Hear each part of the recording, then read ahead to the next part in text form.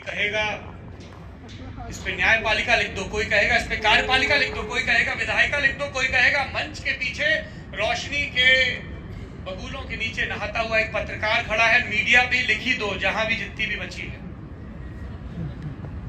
इस भव्य राजप्रसाद में यदि सत्ता के, शक्ति के, विधान के केंद्र में दंभ बैठा हुआ है, हम सब जानते हैं, हम कस्टोडियन हैं, इसलिए हमारा कहा सब सत्य है।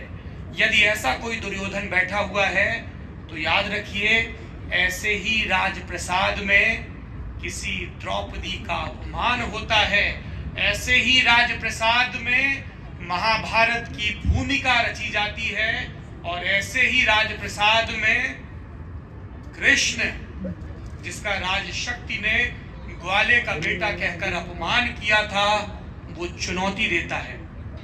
रश्मि रथी में दिनकर ने ये चुनौती लिखी है। ये चुनौती इसलिए पढ़ रहा हूं सबसे आखिरी में, क्योंकि ये भी न्याय की बात करती है, वस्तुनिष्ठता की बात करती है। क्या लिखते हैं दिनकर?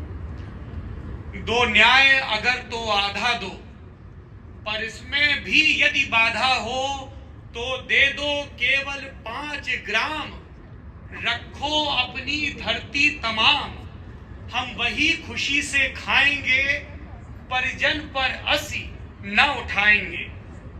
राजसत्ता में डूबे व्यक्ति आप कुछ भी हो सकते हैं, लोकतंत्र के किसी भी खंबे के साथ चिपके हो सकते हैं।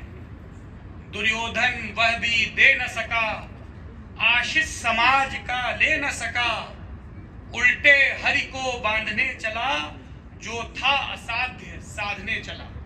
किसी को भी जो शक्ति के केंद्र में बैठा है, ये गलतफहमी नहीं होनी चाहिए कि वो जनता के सामूहिक स्वर और जनता की सामूहिक वेदना और जनता की सामूहिक समझदारी से बड़ा है।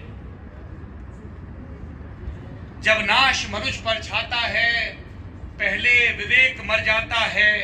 हरि ने भीषण हुंकार किया, अपना स्वरूप विस्तार किया, डगमग डगमग दिग्गज डोले, भगवान कुपित होकर बोले, जंजीर बढ़ाकर साध मुझे, हा हा दुर्योधन बांध मुझे।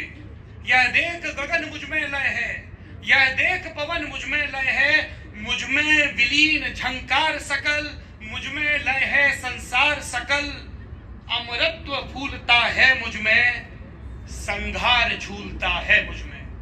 देवियों और सज्जनों, हम पढ़े लिखे लोगों की जमात की ये जिम्मेदारी है कि हम अपनी अमरता का बोध, अपनी करुणा का बोध साझा करें, अपनी विविधता को सेलिब्रेट करें।